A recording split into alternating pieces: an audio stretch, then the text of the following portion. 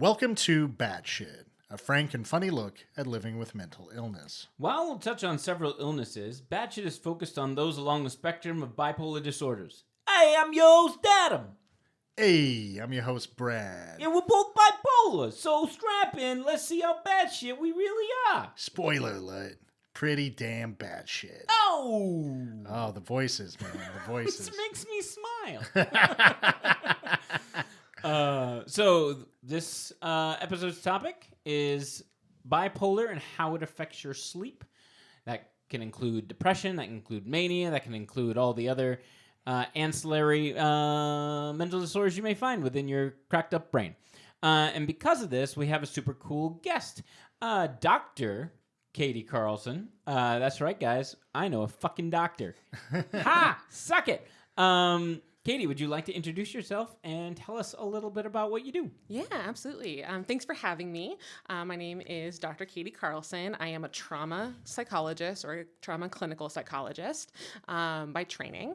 And right now, after working with my patients for a very long time and noticing that most people with trauma have some sort of comorbid sleep disorder, I got really interested in treating sleep disorders. So right now, I am a psychologist at the VA, which is the Veterans Affairs Hospital here in LA, and I work on research studies treating people with comorbid insomnia or sleep troubles, as well as PTSD.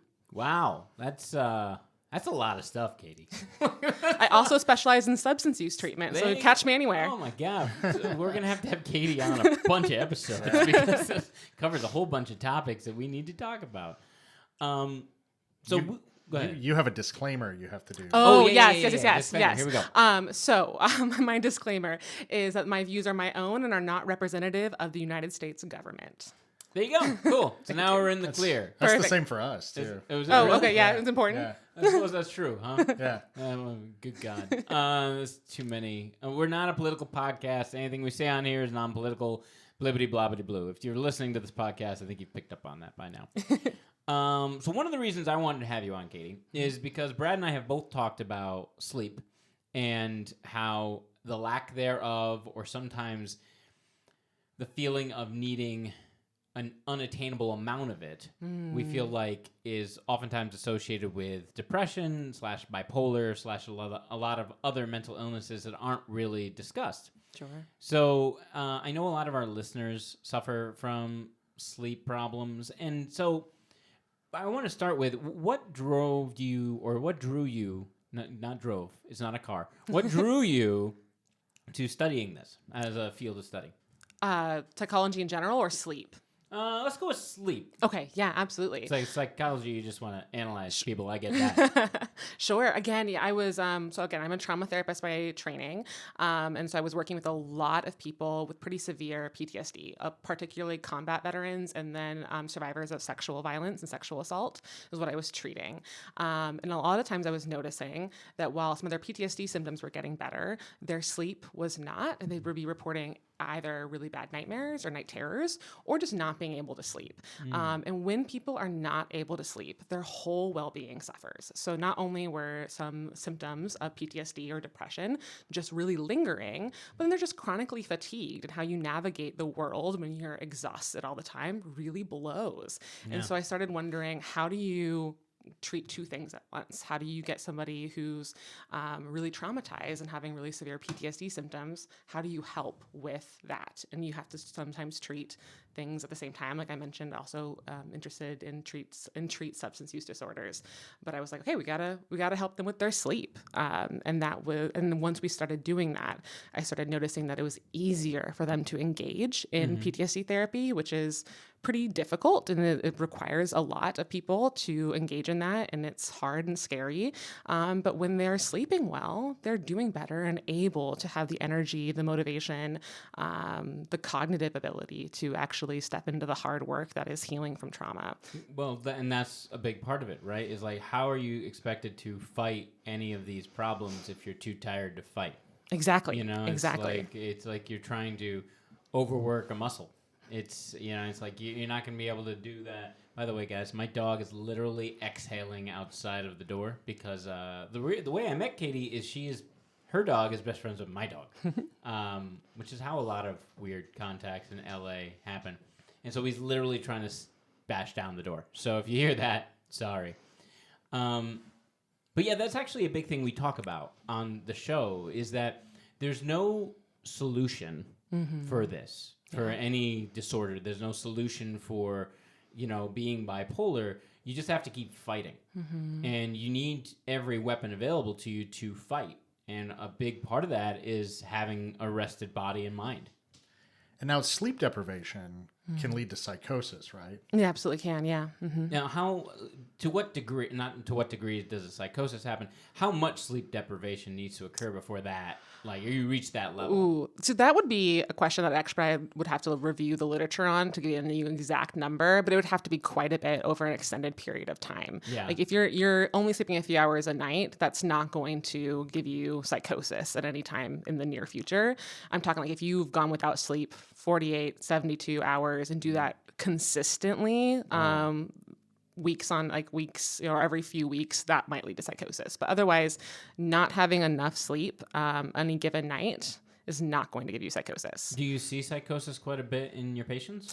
That's not my area of specialty. I definitely have had patients with that. But once you get to the level of specialization that we do as clinical psychologists, we typically refer out if it's not our exact area.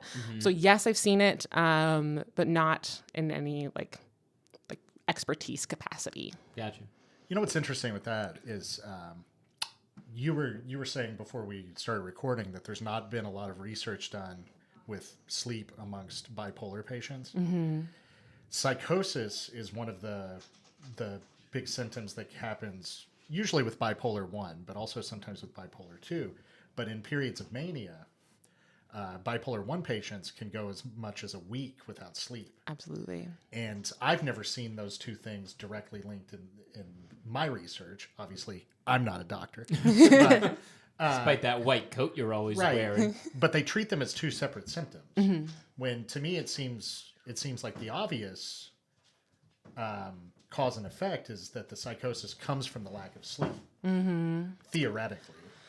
Yeah, theoretically, yes. There's so much that can cause psychosis. There's genetic vulnerability to that, actually substance use. A lot of people have their first psychotic episode after indulging in substances, which is a bummer, even if they're just a low dose or recreational. There hasn't been a ton of research linking it exactly to sleep loss or debt, but there is a fine line. That's so much of psychology is in kind of a gray area. And you think about all these are constructs, right? There's something that somebody made up. Looking at these are in the DSM-5 symptom criteria. But these constructs often overlap. So there is overlap between mania and psychosis, but they are separate constructs. And it makes it really gray and confusing. Yeah. Especially for people who don't go to 7 years of graduate school and are trying to live with this, It's hard to understand. And I imagine it's a constantly evolving field of study. Absolutely, yeah. We don't know what the hell we're talking about. And Katie is learning as she goes because, again, it's constantly evolving, right? So, Well, it's like we've come across a lot of symptoms that not only we've experienced, but seem to be common that aren't listed in, say, the DSM-5. Ooh. Sure. Like memory issues Yeah. that we've talked about a lot that seem to be incredibly common, but that's not listed as a symptomatic criteria. Yeah. Tell me more. What kind of memory issues? Well, so for instance, I don't remember a majority of my childhood. So we all have those moments in high school and grade school that are, imprinted on our mind for all times. You know what I mean?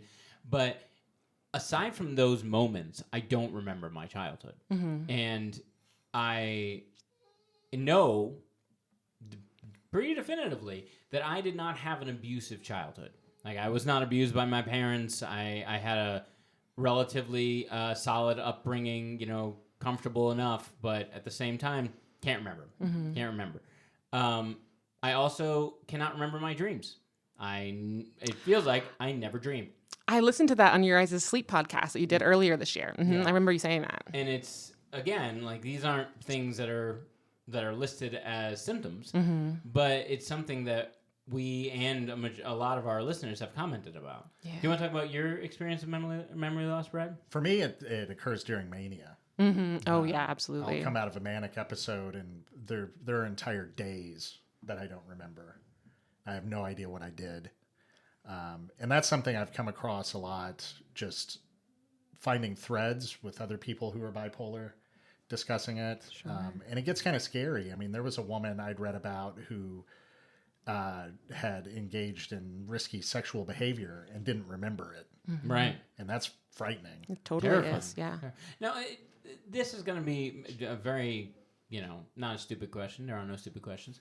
How do you get a symptom on the In the DSM? yes, thank you. Yeah, absolutely. So the DSM is also constantly evolving and changing. There's been many iterations of it throughout time, but it's committees like most other things. You get a field of experts together who are experts in that disorder and treating that disorder, and they meet and talk about it for typically years. And they debate and talk about it and come up with a list and go from there. So it is quite the undertaking, but there's subcommittees basically that go into making it.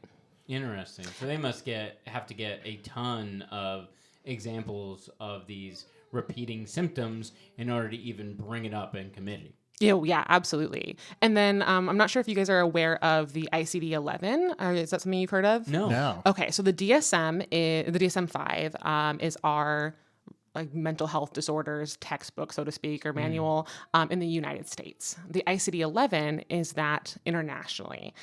So the ICD-11 is what hospitals use. I think if you were to be hospitalized for any reason, that's what's coded, and they use that to actually diagnose and code in your note-taking system. But there's an international, and there's actually a pull in our community in the field of psychology to actually be using the ICD-11 more. And I could see that happening in the next several years. Why do we fucking do that? That's Why a are great we question. Like America first, not listening to the rest of the world? Did you see that Saturday Night Live sketch with George Washington? No. Oh my God, yeah. Yeah, it's basically George Washington. He's got a bunch of soldiers around, and he's like, "We're fighting so that we can make sure that we use gallons instead of liters." And then one of the guys is like, "How many liters is in a gallon?" And no one knows. Fucking no. Yeah, that was a great sketch. Yeah. That's so fucking stupid. It's so infuriating. Yeah, we're not gonna deviate like that. But it's too easy. It's too easy to go down that rabbit hole. It's the ICD-11. Yeah, I can send you guys a link. It's free for everyone to access on the internet. That's great. Where the We can put it in our show notes. Yeah, so when you absolutely. click on it. Do you find that there's a lot of differences between that and the DSM-5? I actually don't know the differences for bipolar. For trauma, again, that's kind of my area. And sleep, there are some differences, particularly with trauma and I know you guys have talked about complex PTSD or CPTSD on your podcast before.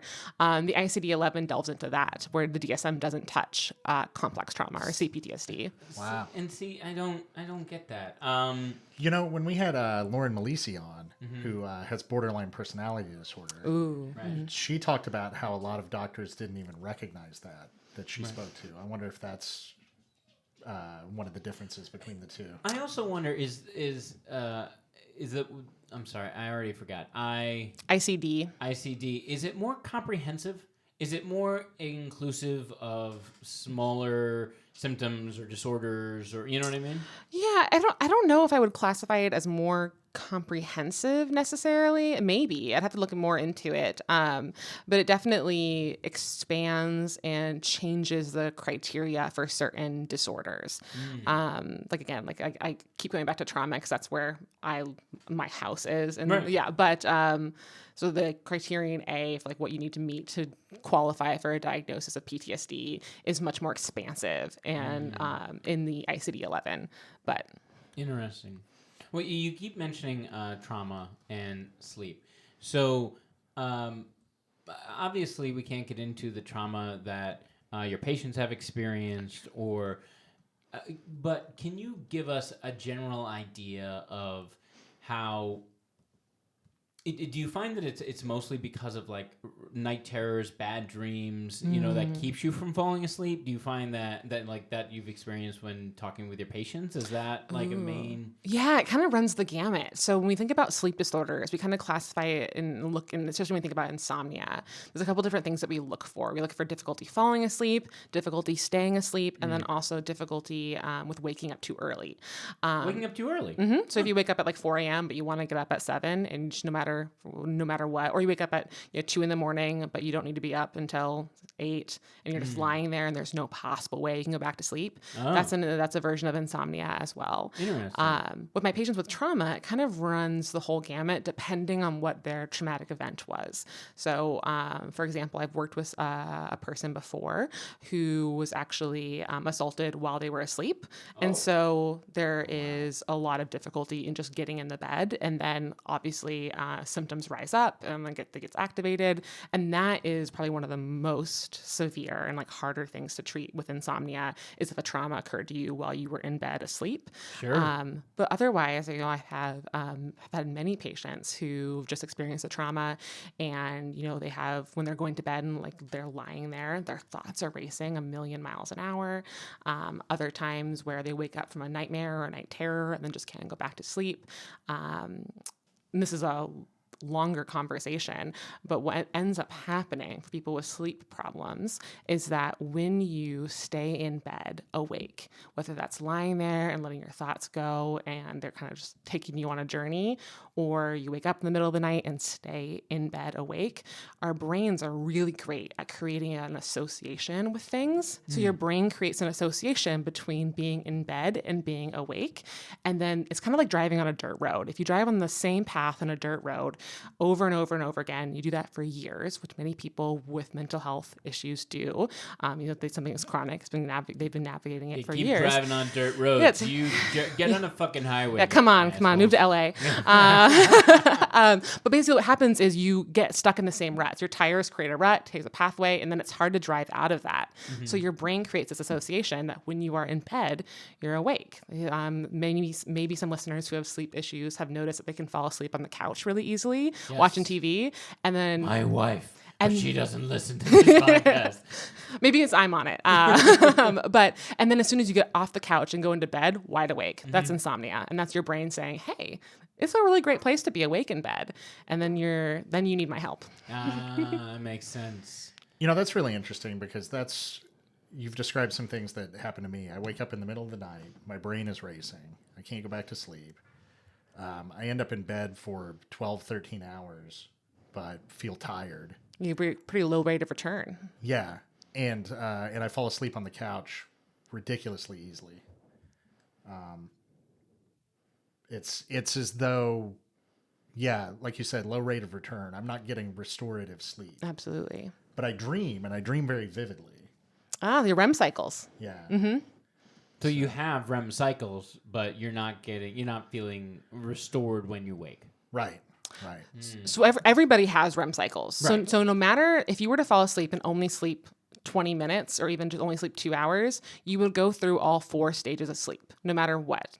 If you are sleeping, you're going to get all 4 stages unless you have some sort of like really, really rare underlying medical disorder that prevents you from going into a certain type of sleep stage, but that is extraordinarily rare. So everybody will get all 4 stages.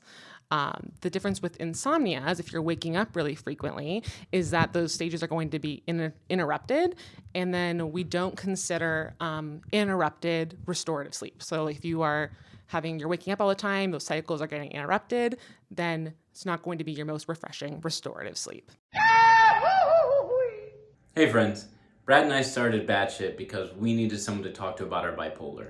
So when looking for a sponsor, BetterHelp was the obvious choice.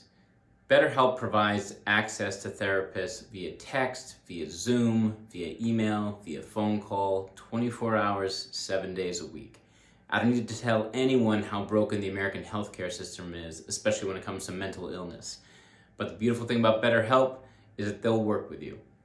Go to www.betterhelp.com/batshit. You'll get 10% off for the first month, and you'll get someone to talk to right now. If you need to talk to someone, do it. Please. We love you. Please like, subscribe, and share it on social media. If you have someone you think may need to hear it, we encourage you to share it with them and to start your own conversation about mental health. Okay, so no matter what you're experiencing those REM. So talk to us about the benefits of REM cycles with sleep. Yeah, REM cycles. So every stage of sleep is important. So there's 4, N1, N2, N3, and REM. And you start with N1 and then go through them in order and then get to REM. REM is the sleep stage where your brain waves are most similar to when you're awake. Your brain is really active. Okay. And so your REM cycle is when you're going to be having those dreams that you were talking about. Like that is when you are dreaming. If you've ever seen your partner or your kids sleeping, and their eyes are shut, and you can see their eyes underneath their eyelids moving pretty rapidly. That is them in REM. That's the rapid eye movement. So there's the benefits of getting REM sleep is you need all 4. It is not your most restorative sleep stage though. That's actually N3, your deep sleep stage. Oh, okay. Are there people that are more likely to go straight to REM? You know what I mean? Not bypass. Obviously, you're not going to bypass it, but spend less time in a deep sleep state. Yeah, absolutely.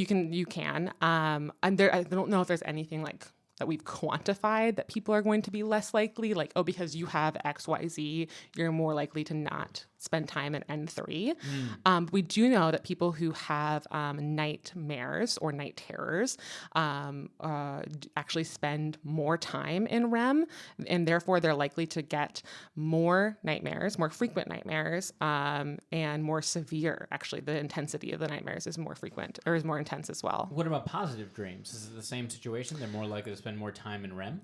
So this is when we think about nightmares. We don't actually typically study people who are having good dreams. Hey, I mean, they're people too. I know they are. I mean, God, I discriminate. Apparently, get canceled. But no, we're the research is looking at people who are having nightmares, and they're going to have more if they're not getting good sleep. So this is with going back to my trauma background for people, or even thinking about how frightening episodes of mania are. Like you talking about your friend. That can be a very traumatic experience. When people then have nightmares, what ends up happening, or they're not getting good sleep. When they're not rested, when you do sleep, you're going to be spending more time in REM, and it's a really awful catch-22. Is you're not feeling well, but you're going to get more nightmares, and they're going to be more frequent. Good God, that's awful. Yeah. It's interesting. You're talking about trauma, and Brad came up with this great analogy a couple episodes ago that I just absolutely love. Or maybe you didn't. Maybe you stole it off the internet. I'm not going to judge you either way. But you talked about the broken leg situation where you break your leg, right? And your leg is broken. And you're like, ow, my leg is broken. But then you see somebody who doesn't... both of his legs are broken. Or now he's in a wheelchair. And you're like, my trauma isn't that bad because look at that guy. And then that guy sees someone who was born without legs. And it's like, oh my God, I'm not that bad. And it just spirals, and now you're not treating the trauma. And because you're not treating the trauma, it's affecting every aspect of your life that goes far beyond just what's associated with that trauma. And that's awful and horrendous. And I just like that analogy, Brad, so I brought it up again. That's part of the stigma with mental illness, too. Absolutely. Is people will constantly tell you that. Well, it could be worse. Right, yeah, exactly. Guys, it could totally be worse. You don't have it as bad as this person. Right, think of all the starving kids in the various parts of the world. You know what I mean? It's, and that's BS, you guys. If you feel how you fucking feel, and there's nothing wrong with that. Right. So deal with it. There it is. I've solved your problem. Just deal with it. That's the end of the show, you guys. We're going to sign off. My profession's done. Just fixed it. Just deal with it. Okay, so can you... obviously, seeing a therapist, dealing with it head on is the dream, right? That's what you should be doing. Is there anything that people can do to mitigate some of the sleep symptoms that they're having? Yeah, absolutely. You're not going to like them, though. Oh, great. Great. So, yes. I don't like most of what we say, Katie. You should read the comments we get. Oh, great. Okay. Great. Yes, I have a few bullet point take home things that can help you all sleep better. What I will say, just like any therapy, change is hard, and making changes is difficult. And the recommended treatment for sleep issues or insomnia these days is not medication. It is behavioral. Many of the medications for treating sleep issues are really addictive and have long-term consequences. Right, like yeah. melatonin. Like I know. Oh my God, don't get me started on Yeah, melatonin. because I know kids who are on melatonin, and I'm like, well, that's not I was good. given trazodone Oh yeah. to help with sleep. Yep. And I felt, I haven't taken it in a bit because I felt like it was making me sleep longer, making me groggy, but that actually hasn't changed. Right, So, even I though mean, you're not on I it. go Yeah. back to taking the trazodone. I do feel like my wakeful period in the middle of the night was shorter Oh good. when I Okay. was on it. Okay. Yeah. So trazodone, and that can also help with nightmares as well, or that's the hope with the off-label. That one's less like I think about addictive, but I think about people who have been taking Ambien for years. If you guys haven't seen it, you should look up the Ambien Walrus comic. It's very, very funny. The Ambien Walrus. The Ambien Walrus, yeah. Big fan. I don't even know what it is, and I'm already a big fan. Yes, basically it's a walrus who's going to take you on an adventure you'll never remember, which is Ambien. Really addictive and really hard to get off of. And we know through actually lots of research now that behavioral intervention is the best way to treat sleep. And I do have something I did want to say about melatonin first before I get into the other ones. You should have seen her teeth grind and her eyes light up with rage the Yeah. second I mentioned melatonin. Everybody. So melatonin, what the caveat is if something is working for you, do what is working for you. Like don't change because you hear me, like a random person. But I don't think anybody's ever listened to our podcast and turned their life around. I don't think. I mean, they just sit there and go, "Oh, me too, cool." Okay, cool.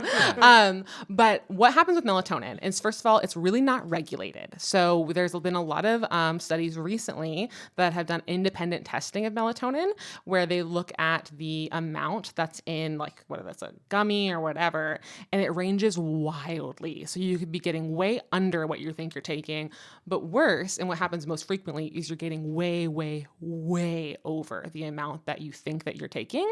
And that's actually can kind of be dangerous because melatonin is a hormone and your body is creating the hormone, and then you get all sorts of things that gets disrupted when you're throwing way too much hormones. Well, wait, does that mean that it's not FDA regulated? Of course, yeah. No, it's a supplement. Yeah. Oh, I didn't know that. Oh, yeah. Oh, see, I don't take melatonin. I Yeah. did not know.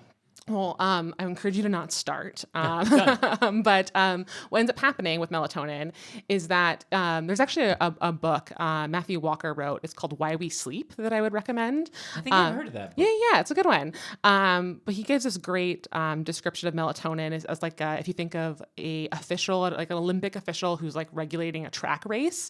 The melatonin is the official with the gun that makes the gun go off so people start the race, but it doesn't help you run the race at all. It is a cue for your brain to start producing more melatonin that helps you with your sleep process, but it doesn't help you sleep any better. And importantly, if you are going to take melatonin, you have to take it at least 2 hours before you go to sleep. If you're laying in bed going, God, this isn't happening for me tonight, and then take melatonin, what's going to happen is it's going to start working about 2 to 3 hours later, and you're going to be really groggy in the morning. That's not helpful at all. Yeah. Okay, sorry. So sorry, I got off the track. No, it's all right. We do a lot of tangential leaps on this Yes. show. So please go back to your suggestions. for Yeah. helping. So there's a few different ones, and I'll kind of place them into different categories. And I'll talk about sleep hygiene in a moment. But the biggest recommendations that I could give you that will help your sleep is the first one is to have a regular schedule. And by that, I mean a regular wake up time. Sleep is controlled by 2 biological processes in human beings. The first is called your sleep drive, and the other is called your circadian rhythm, otherwise known as your circadian clock or your biological clock. Your sleep drive is basically a hunger for sleep that you accumulate throughout the day. Boiling that down to the longer you are awake, the more you would like to sleep. Your circadian rhythm is a clock in your brain. Basically, it regulates a bunch of different multiple processes inside your body. But if we're thinking about sleep, this clock runs on a 24-hour and 15-minute cycle, and the best thing you can do to help get your circadian rhythm back in line is to wake up at a specific time and keep that time every morning. You don't have to do this necessarily forever, but if you're struggling with sleep issues now, what time you need to wake up at. Like, think about that. Like, for me, it's around 6, and then wake up at 6 every day, no matter how poorly a night of sleep you've had the night before. That will tell your circadian rhythm, because when you have sleep issues as well as other mental health disorders, what happens is those two processes get really out of whack. They get really unaligned, and you need to get them kind of back on track in order to sleep better. Okay. So, biggest cue for your circadian rhythm: have a regular schedule. What that does, if you wake up at the same time every day, it tells your brain to stop producing melatonin, start producing the hormones that kind of keep you alert and awake throughout the day. And actually, as you sit up, it's actually a big cue. Your the body alignment actually helps your brain cue those biological processes in releasing hormones, as well as getting light in the day. But don't get me started on daylight savings time. Brad, that's one of Brad's, Yes, one of Brad's buttons. Yes. Oh yeah. Wait, so to clarify, not clarify, you said it very well, but to reiterate, so you're saying wake up and get the fuck out of bed. Oh, yeah. Yeah, Yep. don't just wake up at 8 o'clock and then be like, I did it. Yep. Get Oh, up. you're getting ahead of me with my other recommendations. Oh, damn it. Sorry. I blew You're stealing it. my job. God. So rude I of already you. solved all anyone's mental health issues. Yes. I don't know. I don't know. Yeah. That's what I'm here for. So that's the first one, is to get out of bed at a regular schedule. Regular bedtime is helpful too, but most importantly is a regular wake up time. The other one, so we call it stimulus control, is the medical term for what you just talked about, is not staying in bed while you are awake. It is one of the biggest things you can do. It's kind of like unplugging your computer, plugging it back in again, doing like a hard reboot. I guess I talked earlier about how your brain has created an association with being in bed and being awake. So never, ever, ever stay in bed awake longer than about 15 or 20 minutes or so. If you are lying in bed, whether that's when you're going to sleep or you wake up in the middle of the night and you're having a hard time falling back asleep, first things first, lie quietly, see if that happens. But if it's been about 15 or 20 minutes, get out of bed. And what this is going to do is going to help break that association between your brain and being awake in bed. And what I recommend is just doing some sort of like quiet activity until you're sleepy again. It could be like light housework. It could be watching a familiar TV show, maybe the brightness like turned down a little bit, but something until you're sleepy again, and then go back to bed once you feel that tiredness hit, and rinse and repeat if you need to. That's usually the one where my patients tell me that they were cursing my name for a few weeks while I was starting. I'm sure. Yeah. Yes. I mean, like getting my wife off the couch when she's starting to fall asleep is impossible. Oh, It's yeah. Like I'd have to physically move her. Yeah, Yeah. absolutely. That's one of the hardest ones. And then, so that's stimulus control. Basically, you want to make your bed a place for sleep and sex only. For what's tough about this is that if you don't have insomnia, if you don't struggle with it, like I don't. My husband does though. Like I could watch TV in bed, I could eat in bed, whatever, and I would be totally fine. And fall asleep, stay asleep. But if you have insomnia, all this makes you sensitive to these things. So you have to do, unfortunately, more. See, and that's the problem because as we've discussed in the past, the bed is the best place to eat Taco Bell. Yeah. Yeah, so Completely. you're taking away joy, Katie. I'm sorry, You're yeah. removing joy from people's lives. Now, you've talked about, Brad, in the past that you when you've had a similar issue of not being able to fall asleep, you tend not to get up because you feel like it reawakens you, right? You've mentioned that. Yeah, but maybe that's the idea. Maybe, I was actually watching videos last night on biphasic sleep. Ooh, interesting. The idea of second sleep. That apparently there's evidence in the historical record that people used to go to sleep. They'd wake up in the middle of the night, get up, do a few things, and then go back to sleep. And they'd call it first sleep and second sleep. And I was kind of wondering about that because I wake up in the middle of the night and I don't know how long I lay there, but it feels like an hour Yeah. or more. And I've been wondering if maybe I should get up and do something. But of course, the initial things my brain goes to is like turn on the television or play a video game. Right. Because that's too stimulating. Yeah. You know? It's a fine line, right? Like, again, I wouldn't recommend like the latest action movie that's really going to draw you in. But if you have like a background TV show you've seen a bunch of times, turn the brightness down and go for it. Yeah. Yeah. Yeah. Okay. Interesting. Yeah. Okay. And of course, I can see why people would curse your name when trying to do this because you're trying to develop a habit, right, Yeah. guys and girls, and that's really hard to do. We've talked about in other episodes developing positive habits, everything from like eating correctly to working out to now Katie's burdening you with sleep. I mean, it's gonna suck, but if it's gonna be better than the alternative. And that's the big thing is I talk about with my patients a lot, like and I think you guys have touched on this already, but that it's more than about getting a good night of sleep, right? Like sleep affects so much in your lives, and whether you have the energy to engage with your kids or for your work, whatever that may be. You think about what's most important to you, and then how not sleeping well impacts that. Then you have the motivation to like maybe kind of do some of these things that are harder. That's how I always start my sessions is, what's important to you? How is that being affected by your sleep loss? And that being said, so the particular brand of like sleep treatment I do, which is the like gold standard recommended, it's called CBTI or cognitive behavioral therapy for insomnia, and it's a 5-session treatment. So I work It's with just 5 sessions. 5 sessions. So it's Kind of sounds like 7-minute abs. You know what I mean? yeah, Like well, it doesn't. and that's what's amazing about it is like I do PTSD treatment, and it takes people months, if not years, to heal from trauma. Sleep treatment is one of my PTSD is very fulfilling for treating that with me, for me. Sleep is something so helpful for me to treat because I get to see people get better and like a fuck ton better in 5 weeks.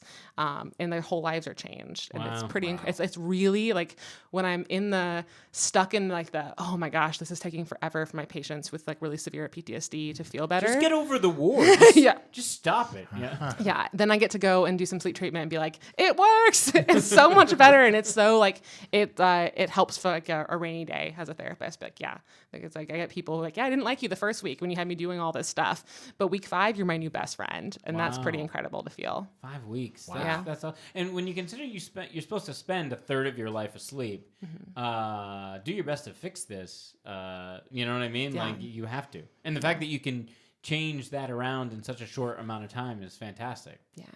I love the irony of this episode that I've been yawning. incessantly. Yeah, Brad's got a little nightcap on. You guys can't Yeah. see if you're not watching the video version of it. So the other thing, my other like kind of my last recommendation before I would get into like sleep hygiene stuff, which is pretty minimal, would be to whatever you do, don't compensate for a lack or a night of poor sleep. And by that I mean don't do things like taking a nap in the middle of the day or taking a nap whenever. Naps are one of the things that bring your sleep drive down or that hunger to sleep. It interrupts that and brings it down throughout the day so that when you go to bed, you have less drive to sleep. So not taking a nap, but not doing things like having caffeine late in the day, not going to bed earlier because you are sleepy, or staying in bed later. So if you... So are there no benefits to those things, or is it just that it F's with your sleep? It depends on if you have insomnia or if you have sleep difficulties, right? So if you don't have sleep difficulties, it might be okay to do those things. Oh, yeah. I mean, I feel bad saying this. I could take a nap and I could fall, like I take a nap in the middle of the day and I could go to bed and be fine. But I Right. don't have insomnia. I don't have sleep issues. But for people who do have insomnia, what it's doing, I talked about those biological processes, your homeostatic sleep drive, it's interrupting that. It's almost like, say you like imagine sleep is like a piggy bank, and you need, this is a myth, but say you need 8 hours of sleep per night. Okay. So what you're doing then, if you take a nap, so you take a 1 hour nap in the middle of the afternoon, you withdraw $1. You'll say like, so now you have 7 hours, $7 left in your sleep piggy bank. So when you go to bed at night, you're only going to get 7, but you needed 8. Oh, Gotcha. interesting. Well, then you had talked about sleep debt. You mentioned that. Is that akin to what that is, or? So no, sleep debt would be like when you're getting chronically less sleep than you need, and then you kind of like sleep a ton to kind of make up for it. Yeah. But this would be where you're just screwing up your sleep drive, so you're not giving yourself, like you're not keeping it full for when you go to bed at night. I understand. I understand. Also, actually, to go back to I said that 8 hours of sleep is a myth. I think I want to clarify that. There is a range. So most people hear like pop culture that you need 8 hours of sleep. Sorry, 1 second, guys. I'm going to shut my dogs up.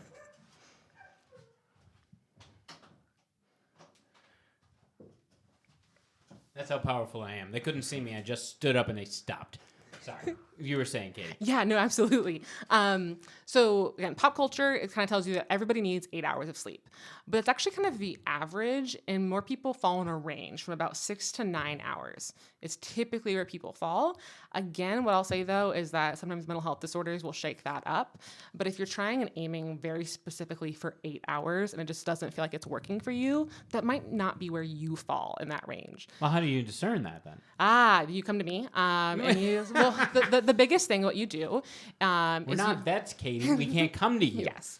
In a year, I'm going to open a private practice. Cool. Yeah. But what you want to do is track your sleep. There's things called a sleep diary that you can find online for free, and track your sleep. And what you'll see is like you'll be able to track like how much sleep you're getting. And then really all you need to do is figure out, which is like harder said than done, but where do you feel like you feel rested? So if you're starting out with sleep treatment, we also start on this like the smaller end, like 6 hours, and then work your way up. If you hit 7 hours, you're like, oh yeah, I actually feel pretty rested. But you notice that you go to 7.5 or 8, and you're like starting to feel a little groggy. That is your cue that actually 7 hours is kind of where you should be. Like for example, I'm at 6. I feel really well rested at 6. My husband doesn't get 9. All bets are off. Sure. So sure. I feel like I'm a like probably 8+. Yeah. I don't think 6 isn't going to do it for me. You think you're... I don't know. It's so difficult to tell because I stay in bed so long. Which, a big part of is the depression. Well, depression makes it, that throws a whole other thing into this, is so you could be getting decent sleep, but then you have depression on top of that. And then you're going out in the day and you're like, that's one of the symptoms of depression is like chronic fatigue, right? Right. As well as concentration difficulties, and memory impairment that you all were talking about earlier. So then you add comorbidity on top of it, and then it's hard. Mental disorder. Yeah, I'm tired, and the best way I can describe it is all the time I feel heavy and slow when I'm trying to move. Yeah, that's Yeah, absolutely. I always equate it to like you're slogging through a bog. You know what I mean? You're not walking on solid ground. It's more like you're trying to wade through quicksand type of Bog thing. slog. Bog slog. You're in a bog slog. That's our new band. I like it. Bog slog. Think of the bog of sadness from the Never-Ending Story. Oh, yeah. Yeah. Yeah. That's how I describe depression to my patients. I Is the love bog that. of sadness. That's basically what it is. Yeah. I haven't seen that movie in so long. It's a up? trip. it hold It's up? crazy to watch it again. I really like it. But the other thing I'll say that I probably should have said earlier is before doing any of these recommendations, one of the biggest things you can do is make sure that you don't have any underlying medical conditions, in particular sleep apnea. So a lot of times, and people think that people with sleep apnea are like middle-aged or like 70 plus men who have like heart disease. And it feels like a very particular view of people who have sleep apnea. Very, very young, fit, healthy people have insomnia or sleep apnea. And so what you want to do, what happens if you have sleep apnea is you're not getting enough oxygen while you're sleeping, so you're not breathing well, which makes it so that you are never, ever, no matter how much sleep you're getting a restored night of sleep. So you cut a hole in your chest and you just dab a straw into your lung, and that'll help with sleep apnea. Yeah, exactly. I did it, guys. It keeps Yes. solving everyone's problems. Sorry, no, go on. But if you're feeling like you're getting a good sleep or like you're getting enough, but you're feeling really chronically tired throughout the day, my biggest recommendation is to see if you have sleep apnea.